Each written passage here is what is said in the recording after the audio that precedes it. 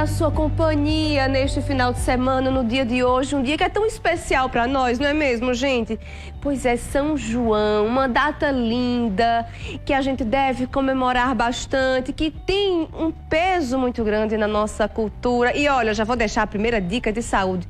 Tem que aproveitar o São João, é isso mesmo, tem que curtir porque faz bem, provar as comidas deliciosas com moderação, aproveitar esse clima gostoso do São João, de forrozinho, de alegria, isso faz bem à alma. E isso também nos traz saúde, coisas que nos fazem bem, nos trazem alegria, nos trazem saúde, nos trazem bem-estar. Então, aproveite muito o seu São João, aproveite esse clima gostoso que a gente vive no nosso estado. Estive recentemente em Campina, vivi um pouquinho dessa alegria lá em Campina e que bonito ver as pessoas se confraternizando através de uma festa tão linda que tem tanto a ver com o nosso estado. Então, não deixe não, aproveite um bocado também agora no seu São João. Olha, gente, você sabia que através da cor da urina é possível identificar uma série de doenças? Pois é. Conversamos com o urologista Rafael Mourato, que nos mostrou quais sinais devemos ficar atentos durante acompanhar nossa urina. Vamos ver. A cor da urina, ela pode trazer para a gente várias informações a respeito da nossa saúde. E até eu acredito que as pessoas deveriam ter mais o hábito de, depois de terminar de fazer o xixi, olhar e monitorizar a cor da urina, porque ela pode nos mostrar algumas doenças. Por exemplo, quando a urina muda para uma cor marrom acastanhado ou mesmo um amarelo bem escuro, isso pode significar doenças do fígado. Alterações da cor da urina mostrando ela um tom âmbar, eu diria bem concentrada, pode mostrar que a pessoa tem um problema de desidratação, por exemplo. Algumas medicações também podem mudar a cor da urina e a gente deve lembrar para as pessoas que isso é normal.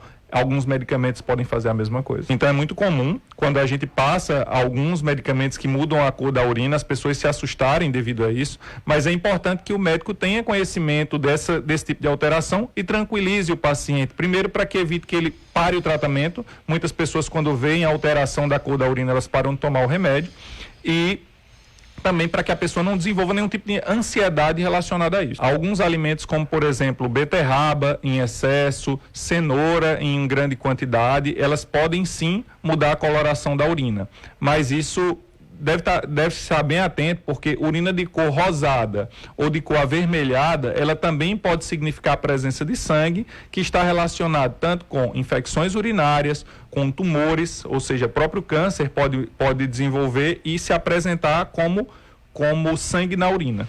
Sem dúvida, a ingestão de água é a principal dica, é a dica de ouro, e é o que a gente tem mais dificuldade que as pessoas consigam cumprir ou se adaptar. Então, beber 2 litros e meio de água por dia é essencial. Uma segunda dica seria diminuir a quantidade de sódio. E onde é que tem muito sódio? Refrigerantes, bebidas prontas como aqueles sucos de caixinha, comidas embutidos como linguiça, salsicha e aquelas comidas congeladas. Então, para que aquela comida fique no supermercado e tenha uma data de validade bem extensa, eles enriquecem isso com sódio, com sal, né? Então, você que está em casa puder beber mais água, diminuir a quantidade de sódio, isso sem dúvida vai ajudar bastante o seu rim. Pois é, e muito importante a recomendação: ingesta de líquido. A urina está muito concentrada, você está observando isso, percebe que está precisando realmente ingerir mais líquido, e isso vai fazer bem para todo o seu organismo. Então, algo tão simples de fazer que às vezes, evita doenças.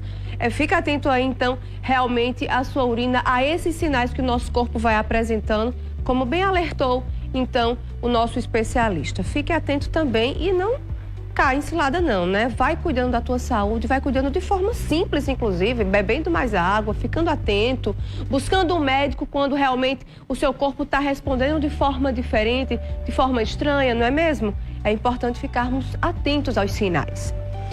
Infecções sexualmente transmissíveis. Quais são e as formas de tratamento? Pois é, esse é um assunto sempre atual, esse é um assunto que nunca a gente esgota, porque é sempre importante voltar a ele, sempre importante relembrar quais são as principais infecções sexualmente transmissíveis.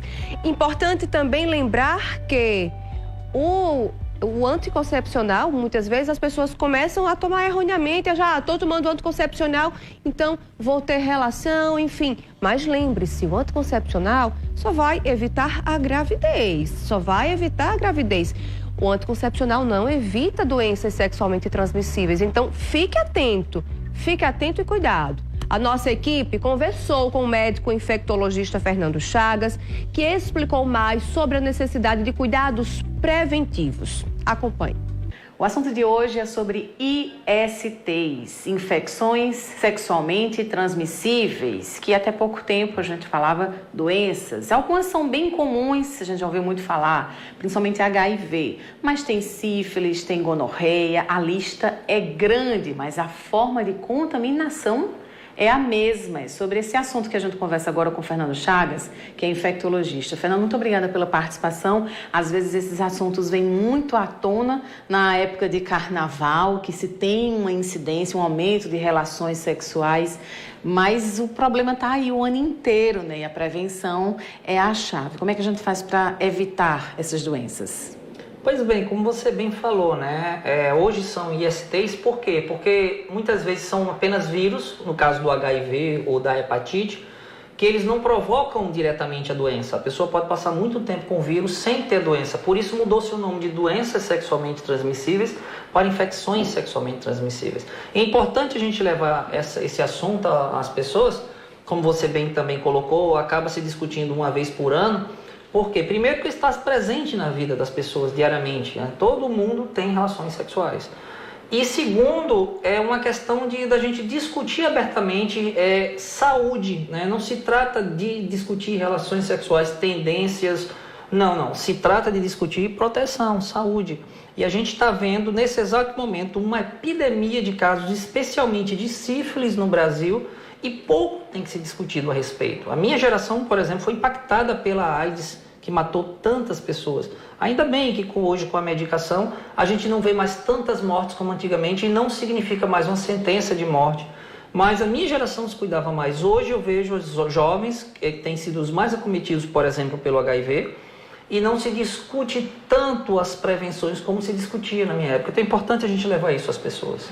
E a prevenção, ela passa por medidas simples e que, inclusive, são gratuitas, né? O Ministério da Saúde oferece, por exemplo, o preservativo tanto masculino quanto feminino.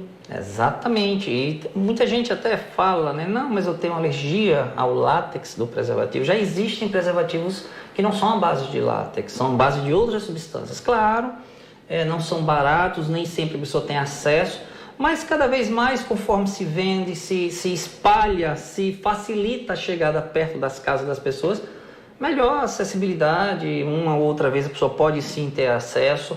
Existem com sabores, existem finas, para não dizer que perde sensibilidade, são o que a gente chama de sensitivas. Então existe de todas as maneiras. O importante é você perceber isso, ter a sensibilidade de entender que você, na verdade, está protegendo a você e as pessoas que você ama, né? As pessoas que você também acaba se envolvendo no decorrer da sua vida. E aí, doutor Fernando, muita gente ainda não entende bem a diferença da AIDS para o HIV, né? Que a gente fala no senso comum, como o senhor falou agora há pouco, antigamente era uma sentença de morte, mas ainda assim requer esse cuidado, principalmente porque não tem a cura que todo mundo quer, né, para a sociedade. Qual a diferença dessas duas e por que é tão perigosa essa infecção?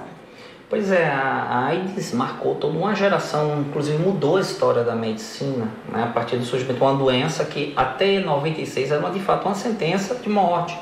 Até que em 96 surgiu os coquetéis, as pessoas passaram a tomar a medicação de forma contínua e controlar o vírus a ponto de se retirar o vírus do sangue. Hoje, um paciente que faz uso do antirretroviral medicamento, ele não tem o vírus no sangue, então ele nem sequer transmite. Olha que coisa incrível. Eu tenho pressão alta, eu tomo remédio para pressão todos os dias. Se medir a minha pressão agora, vai estar normal. Não quer dizer que eu não tenha pressão alta. Se eu parar de tomar medicação, a pressão volta a ficar alta. Mesma coisa o paciente portador do HIV. A diferença é essa, a pessoa pega o vírus, você passa a ser portadora do HIV, que HIV é o vírus que provoca a AIDS. Agora, se você não toma essa medicação, o vírus aparece no sangue, ele destrói a defesa do corpo da pessoa e a pessoa desenvolve a doença que é a AIDS. que é uma doença cruel, né? Uma doença lenta que vai destruindo e consumindo o corpo da pessoa. É uma doença extremamente grave, mas com a medicação, como eu disse agora há pouco, a pessoa vive normal, não transmite, quebra o ciclo de transmissão. O problema não é quem tem o vírus do HIV no Brasil hoje e se trata.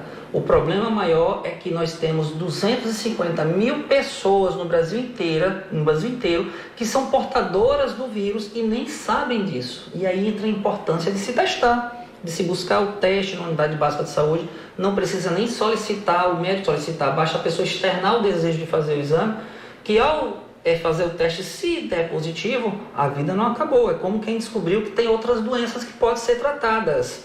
Então, será encaminhado para a unidade de referência, a gente inicia o tratamento e a pessoa passa a tomar o medicamento, até que um dia, de fato, a gente consiga descobrir uma maneira de se retirar o vírus do corpo da pessoa de vez, que aí sim representaria a cura para a condição de portadora do HIV. E que outras doenças também são tão agressivas quanto, né? Que a lista de ISTs é grande. É grande. Para facilitar, a gente divide, viu, gente, em grupos, né? Facilita bastante. Existem doenças que causam úlceras ou lesões genitais. Então, podem causar feridas, tanto no pênis como na vagina, ou até mesmo na região anal. Que doenças são essas? A sífilis, né? Que provoca o que a gente chama de cranco duro. É uma feridinha, uma úlcerazinha indolor. Olha como é que é incrível, né? Por não sentir dor, muita gente nem percebe que aquilo ali se trata de sífilis. Depois a doença regride e aparece muitos meses ou até anos depois em forma de ou lesões de pele ou quando acomete algum órgão. Pode inclusive acometer o cérebro e causar neurosífilis, que pode se tornar uma doença grave. Imagine que coisa incrível, né? Então, nas mulheres é mais complicado, porque nas mulheres a úlcera pode aparecer dentro da região vaginal e a mulher nem percebe, porque não vai sentir dor. Além da sífilis, que causa ferida, tem também a herpes. E aí sim todo mundo vai sentir, né? Porque a herpes dói. Começa coçando, aparecem umas bolinhas e depois essas bolinhas estouram. E é extremamente doloroso. E uma outra doença é o chamado cranco mole. Tem um nome difícil, donovanose. Mas não precisa se preocupar não. Se aparecer uma feridinha na região genital, tá doendo, vai no médico, mostra aquilo ali que pode ser essa doença. E a gente trata. Essas doenças são todas curáveis. Menos a herpes vai embora o vírus, a ferida, mas o vírus fica guardadinho. Sempre que a imunidade ela varia, que a pessoa tem queda na imunidade, pode aparecer. Essas são as doenças que causam feridas. Existem as que causam também corrimento na região genital. Por exemplo, corrimento no pênis. A pessoa literalmente urina amarelo, urina como se fosse o pus de verdade e dói a urina, arde. A mulher também pode ter corrimento com pus, né? Que doenças são essas? Gonorreia e clamídia, são muito parecidas, são provocadas por essas duas bactérias, ou gonorreia ou clamídia. Também totalmente curável. Qual o problema? Que muitas vezes uma pessoa de um lado se trata, né? Mas a outra, o marido, a esposa, o namorado, a namorada não se trata, porque não tem sintomas, mas a pessoa pode estar com a bactéria e vai transmitir, e fica aquele ciclo de transmissão. Então é importante, se você já tem um parceiro ou uma parceira que tenha tido uma dessas doenças, buscar fazer o exame para saber se você não tem a forma sintomática, para a gente também resolver. E por último, a gente chama de doenças sistêmicas, que são aquelas que elas podem aparecer no corpo todo e podem desenvolver coisas muito mais sérias. Por exemplo, a hepatite B e a hepatite C, que podem provocar cirrose ou até mesmo câncer de fígado, né? Claro, hepatite B tem vacina, hepatite C não, mas ainda bem que não são tão fáceis de transmitir. Mas também a gente não pode relaxar. O importante é evitar, né, se expor, porque podem sim ser transmitidas, embora não sejam tão fáceis, e são doenças que podem cronificar. E tem o HIV, como a gente bem falou. Então, olha que universo grande de possíveis doenças e como é importante você ter cuidado na hora de se relacionar, né? São seus órgãos, é o seu corpo, e você pode se expor e também passar para as pessoas que você ama. Pois é, o recado está dado, proteção acima de tudo, né? Não só nas ISTs, como nas demais doenças, né? Para a gente ter mais qualidade de vida. Eu volto com você, Mirna. Então, gente, vamos falar de coisa boa? Pois é, agora os clientes da Unimed de João Pessoa podem contar com o Interna Fácil, um sistema online que busca agilizar a internação. Confira aí. Cuidar da Unimed João Pessoa é para todas as horas, até para aquelas em que você e o seu médico podem programar sua cirurgia. Conheça o Interna Fácil, o sistema online que agiliza sua internação para cirurgias eletivas no Hospital Alberto Urquiza Vanderlei, com check-in sem sair de casa e todo o conforto do maior plano de saúde. Acesse unimedjp.com.br e saiba mais. Unimed João Pessoa. Responsável técnico Dr. Fulvio Petrucci, CRMPB 5167. Agora a gente vai a um breve intervalo e volta já já com muito mais programa Saúde e Você. Não sai daí não, eu te espero.